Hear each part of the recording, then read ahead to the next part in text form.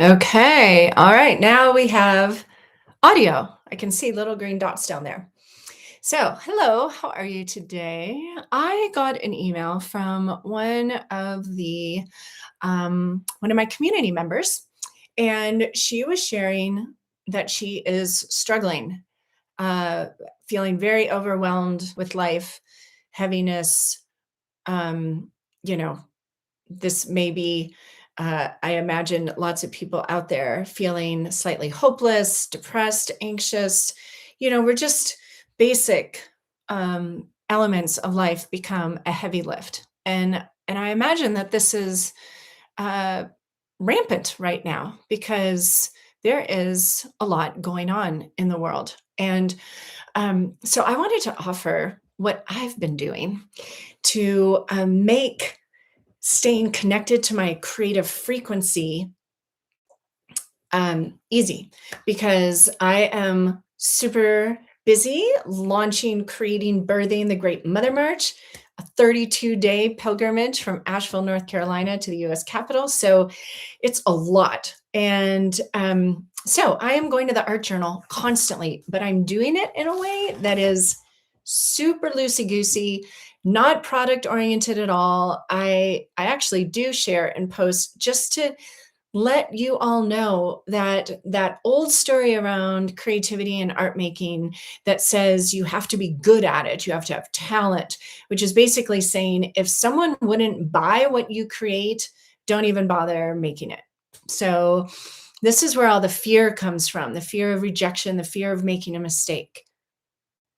Here's the great news. It does not matter if you paint or draw or doodle a good anything, because in your awareness, in your energy field, the part of you that loves the unknown, that thrives during times of change, that is intuitive, that is present, that is connected to your highest level of consciousness. The best advice you could get from within your own heart is accessible easier, quicker, sooner, faster when you engage in your creative frequency, when you engage with the part of your brain that is responsible for playing with color and imagination and delights in the scribbles and the doodles.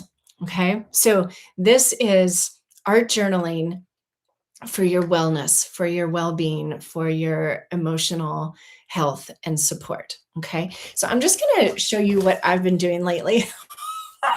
And now, meanwhile, I make a living teaching people a sacred and personal painting practice. Okay. This is a sacred and personal painting practice. It connects you to your inner realm, detaches from the external world so that you can source what is true for you in the moment.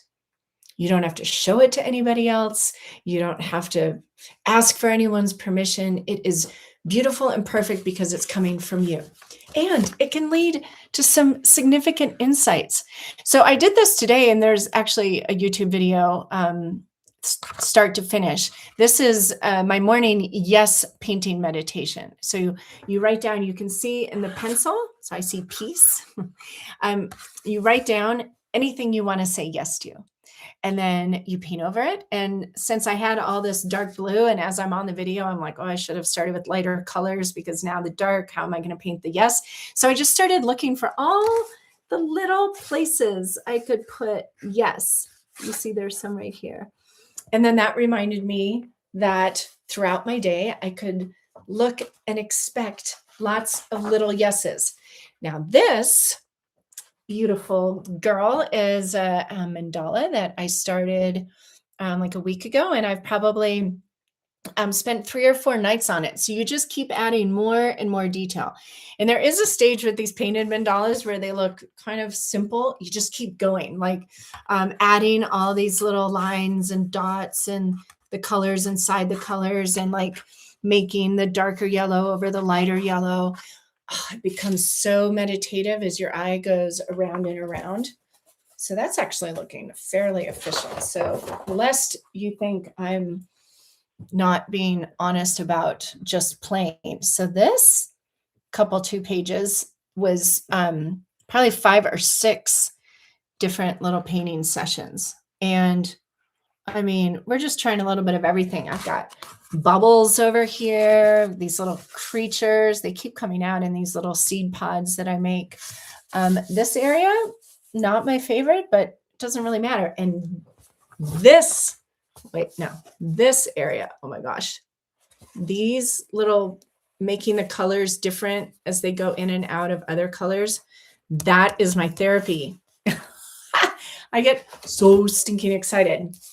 This, I think, is also on this YouTube channel. This was just, again, scribbling, doodling, playing with color. And elephant is one of my 2 symbols for 2026. And so we painted an elephant. You can paint, like if you're feeling like, oh, I can't make any headway on this thing, paint an elephant. Elephants bulldoze through obstacles. Here's a totally different mandala. This is with watercolor too. And often I use like this page. Oops. See, this started out like this.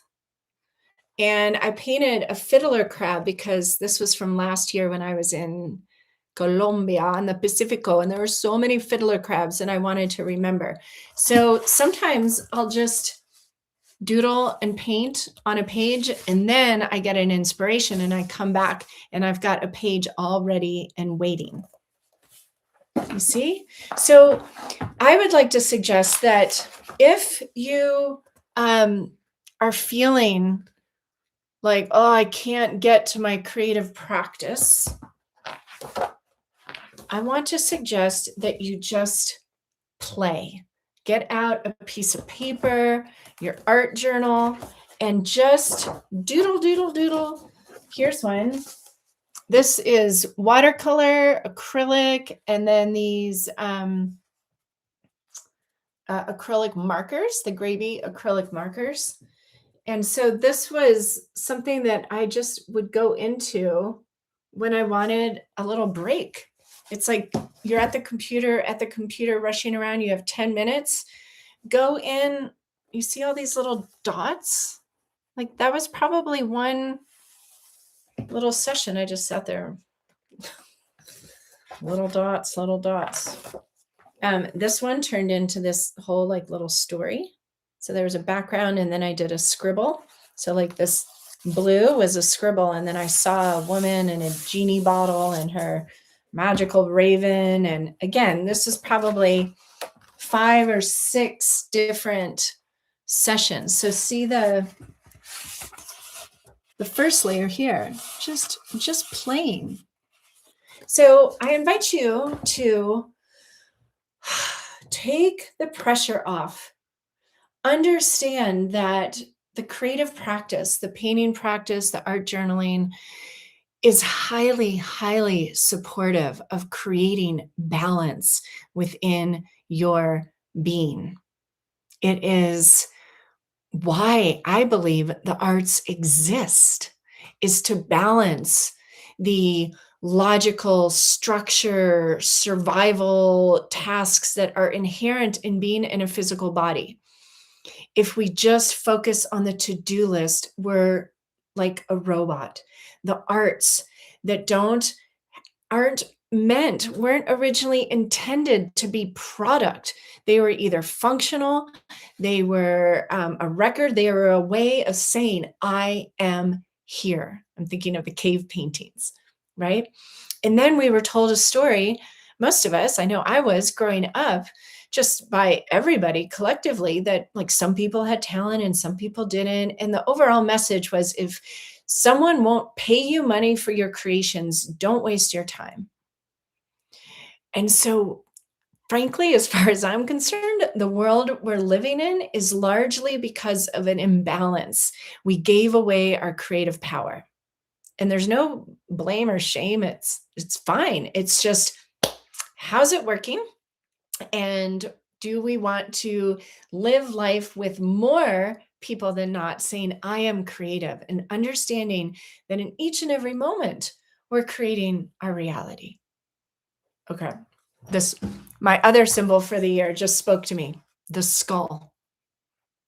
So can you right now allow the part of your brain that thinks I'm not creative or I can't do this or this is too hard to just go away and be reborn with an awareness that you are an infinitely creative being, and that perhaps the anxiety and the heaviness, and I'm not speaking across the board, but on a general everyday kind of heaviness, or anxiety or feelings of hopelessness, that it would be worth trying to engage in your creative frequency, your creative spirit. Doodle, play like a child.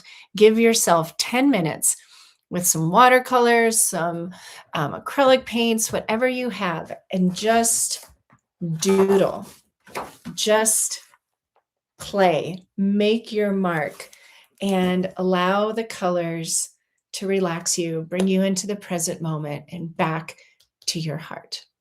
So, if you watch this, thank you. And if you're new to me, please go to whitneyfreya.com, subscribe to my YouTube channel, and get curious. Invite in some curiosity.